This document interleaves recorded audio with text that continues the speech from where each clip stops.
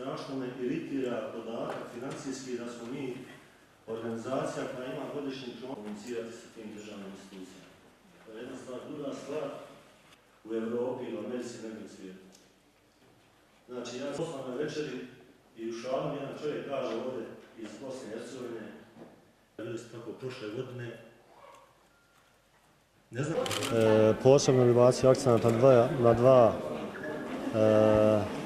glavna cilja. To je povećanje budžeta Svjetskog saveza dijaspore Bosne i Hercegovine, prije svega iz evropskih fondova, iz grantova od država u kojima boravimo. Znači, mi smo jedna ozbiljna, respektabilna organizacija, ali malo taj financijski faktor moramo povećati. Druga stvar je bila naša strategija koju smo prije 2 godine u Londonu na sastanku usvojili, a to je razvoja Svjetskog saveza dijaspore, znači povećati ga na dovesti jedan evropski nivo, to je otvaranje kancelarije u Briselu sa par profesionalaca koji će biti u neposrednom kontaktu sa evropskim parlamentarcima, sa institucijama Evropske unije, tako da bi mogli direktno učestvovati u fondovima, prezentirati svoje projekte i na taj način se još bolje organizirati.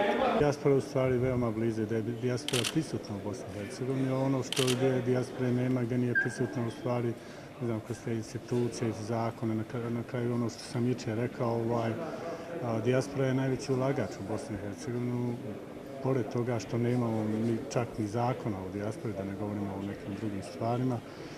Dakle, mi kao Svjetski savez dijaspore Bosne i Hercegovine nastojimo da još poboljšamo tu saradnju, a naravno i da apeliramo na vlast institucije ovdje u Bosni i Hercegovini da se taj zakonski neki okvir za dijasporu da se unaprijedi.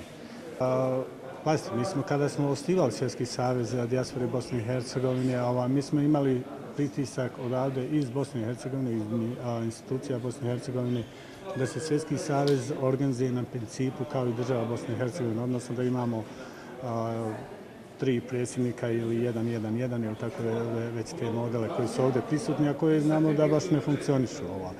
I nama je bilo apsurdno zašto nam to predlažu kada je očigledno da to ovdje ne funkcioniše.